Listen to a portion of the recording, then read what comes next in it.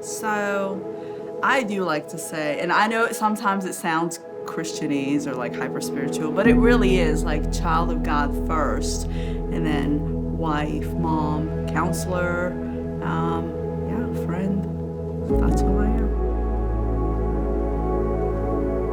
I'm trying to think of where I'll start. Hold on. Okay. So, do you want me to like tell you about my upbringing with Islam?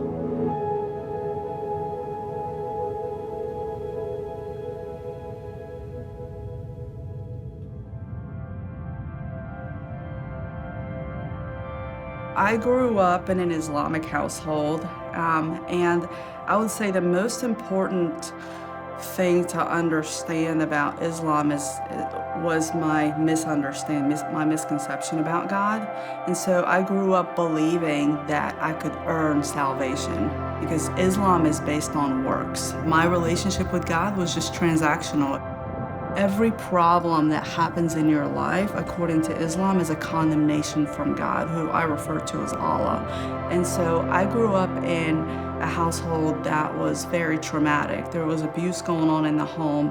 And so by the age of 23, I was convinced that God hated me. My understanding of God was that he was cold, he was mean, he was waiting for me to mess up. I knew I was a sinner, but it was almost like balancing a checkbook. And so, like, for example, Islam calls for praying 5 times a day. I would pray 7 times a day to earn those extra points. It was reading the Quran. It was fasting 40 days instead of 30 days. It was giving money to the poor. But I did it not because of the overflow of God's love in my life. And me praying overtime and me fasting overtime was just my way of trying to get God to like me. And it seemed like the problems didn't stop.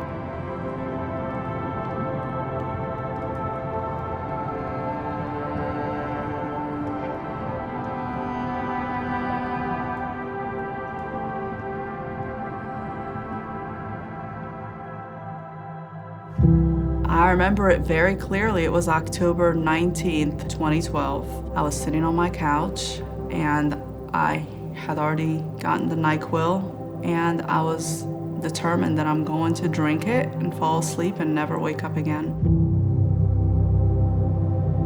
I felt unworthy to even perform the Islamic rituals or anything. And I felt even unworthy to pray to God. So I just threw myself on the floor that night and cried out to God. And I said, I know you hate me. Show me how to earn favor with you. Just show me the way to earn favor with you. And I kept crying out to him. And in exhaustion, I just fell asleep. That night I had a dream that it was the end times. And I saw heaven open, and I saw a man in a white robe descending from heaven, and all of a sudden, I felt this peace that I had never felt before in my whole life. And I knew this man who was coming down in authority was Jesus. And I'm like, if that's Jesus, then where's Muhammad?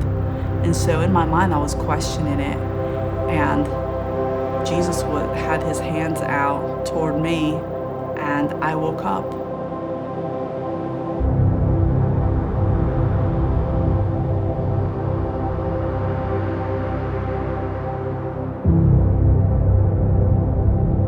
But it took about a year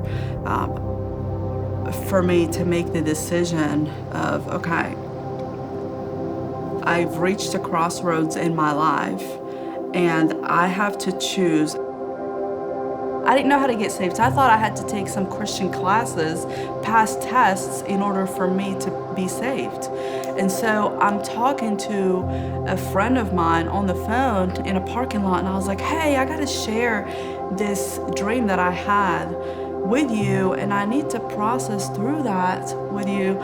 And I shared the dream with him, And literally, right there in a parking lot, he was like, listen, and he read Romans 10:9 to me. He said, if you confess with your mouth and believe in your heart that Jesus Christ is Lord, then you're saved. And I was like, really? So I did. I gave my life to Jesus.